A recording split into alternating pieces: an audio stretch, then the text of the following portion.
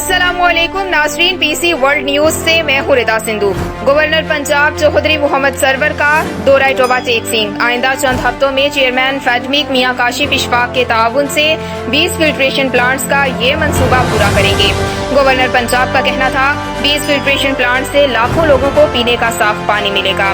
NGOs और हुकूमत के इश्तराक से पंजाब के करोड़ों लोगों को साफ पानी मुहैया करने के लिए कोशिश है।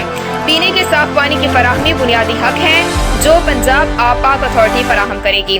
दूसरी जानिब कोरोना वायरस की मौजूदा सूरत हाल के हवाले से बात करते हुए उनका कहना था पाकिस्तान में कोरोना वायरस तेजी से फैल रहा है, जरूरत पड़ने पर सख्त लॉकडाउन किया जा सकता है।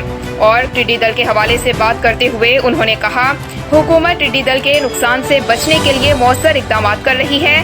टिड्डी दल से बचाव वक्त की अहम जरूरत है। जिला भर में जल्द तरक्याती काम शुरू हो जाएंगे। साफ पानी प्रोजेक्ट फराहमी पर हम गवर्नर पंजाब के मशकूर हैं चेयरमैन फैडमिक।